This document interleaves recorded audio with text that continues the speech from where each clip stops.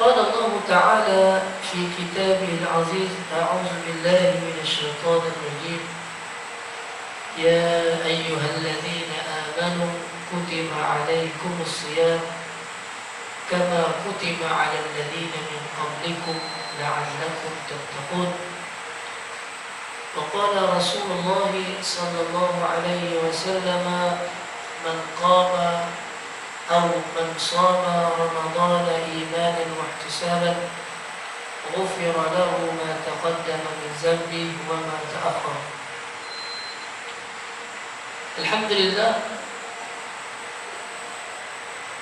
ayat yang kita bacakan tadi juga ayat yang dibacakan oleh Tuan Imam ketika kita salat subuh tadi, berkenaan dengan wahai orang-orang yang beriman, telah pun diwajibkan kepada kamu berpuasa sebagaimana orang yang telah pun diwajibkan kepada sebelum kamu, la'allakum tattaqun, mudah-mudahan kamu bertakwa.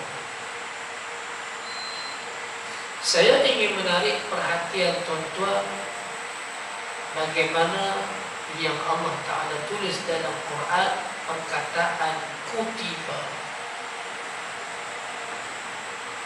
Ya ayyuhalladzina amanu kutiba, kutiba alaikumusiyam.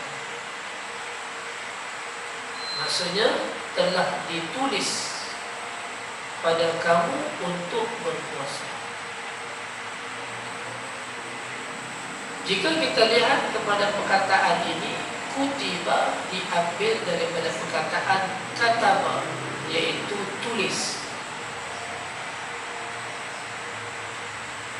Mungkin saja kita agak tertanya-tanya, kenapa Allah Ta'ala tak letak furida ataupun farada, telah difardukan, fardu, ataupun wajaba alaikumusiyam, telah diwajibkan kepada kamu berpuasa. Allah tak letak wajaba, Allah tak letak furida.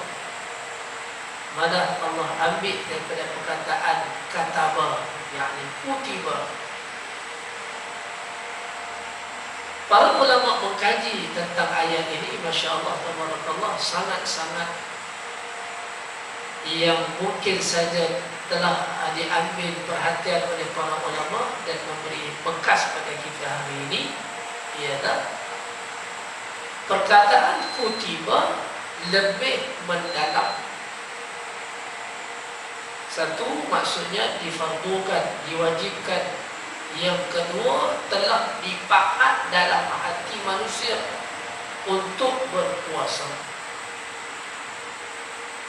Buktinya, ada juga ayat lain yang menggunakan perkataan kutiba. Kutiba alaikumul qisas, telah pun ditetapkan kepada kamu, dipakat dalam hati kamu, alaikumul qisas, yaitu hukuman qisas. Kita tahu hukuman qisas apa?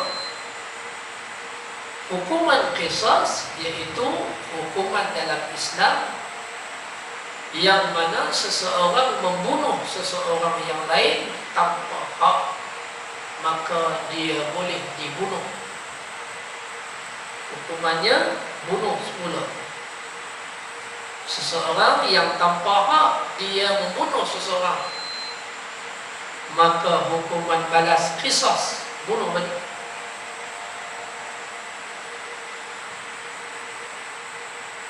Bila ulama mengkaji tentang perkataan kutiba ini, melihat juga tentang puasa, tentang hukuman qisas. Sebagai contoh, hukuman qisas, kalaulah seseorang itu telah membunuh seseorang, yang membunuh itu tidak ada hak bagi dia untuk dia bunuh. Berbeza dengan seorang hakim.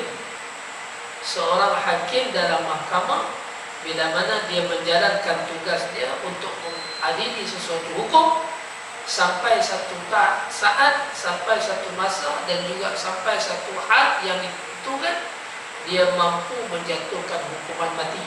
Yang ni hakim ada hak menghukumkan mati kepada seseorang. Tetapi ada yang tidak berhak, yaitu seseorang membunuh seseorang yang lain tanpa hak. Sebagai contoh, apa yang berlaku hari ini tentang rompakan sehingga sampai kepada tahap membunuh, kes rogun sehingga ke tahap membunuh, kes minum arak sehingga ke tahap membunuh. Contoh pernah ingat kes adik Nurin Jazli? Ingat lagi? Tahun bila tu? Umur hanya 4 tahun. Pelajar, budak perempuan umur 4 tahun. Dia khabarkan, dilaporkan hilang oleh ibu dan ayahnya. Kemudian dilaporkan kepada polis. 2 minggu selepas pada itu dijumpai mati dalam beg pakaian. Dibuat bedah siasat, akhirnya mendapati bahagian kemaluannya telah pun dirobek, seolah-olah telah pun dirogol dan dibunuh. Tuan-tuan, adik Nurin Jazlin umur 4 tahun. Ada manusia yang rakus, yang bertubuh manusia, yang menafsukan syaitan, sanggup merogol budak umur 4 tahun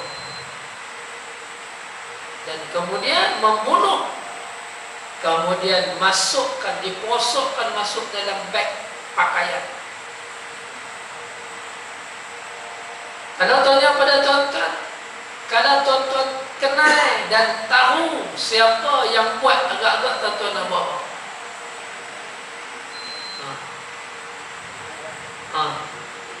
Ada orang kata, Ustaz, jengkit telur dia sampai mati. Kasar sikit lah. Kalau boleh, rotan dia sampai 1000 rotan, 2000 rotan. Berbaloi ke tuan-tuan? Tak berbaloi. Sehingga kita rasa bunuh balik. Itu. Itulah yang disebut sebagai kutiba alaikumul qisas. Telah terpahat dalam hati kamu. Kalau seseorang bunuh seseorang, maka hukuman balasnya bunuh balik. Dalam hati kita baru rasa sesuai, setimpal dengan hukuman jenayah yang dibuat. Jadi perkataan kutiba juga digunakan kepada berpuasa. Kutiba alaikumus siyam, telah pun dipatukan, ditulis, ditentukan pada kamu, dipahat dalam hati kamu puasa. Dan soal puasa ini tuan-tuan, tak ada orang lain yang mampu mengubah puasa.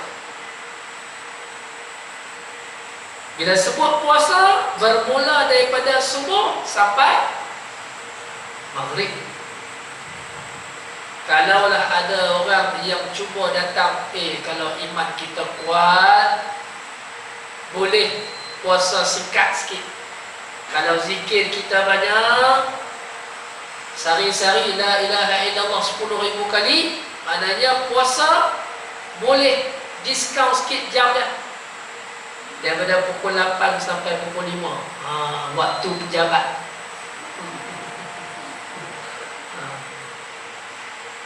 Ada orang boleh terima tuan-tuan?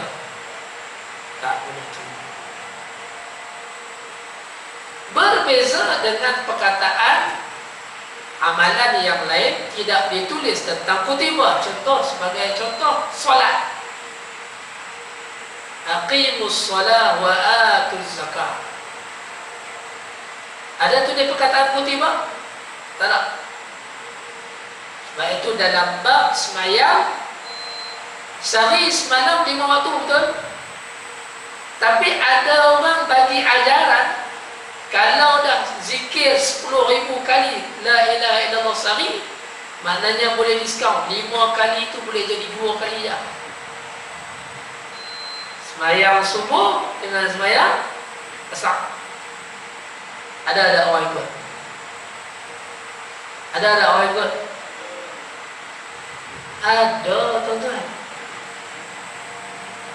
Ada masuk sahabat. Sehingga ada fahaman mengatakan mahu semayang tak perlu semayang, pakai niat. Semayang pakai niat dia. Nak semayang Allah, niat semayang. Tak payah ambil uduk, tak payah semayang, tak payah berdiri, tak payah sujud, tak payah rokok. Tu kira dah niat, dah semayang. Ada orang ikut, tuan-tuan? Ada. Sebab apa?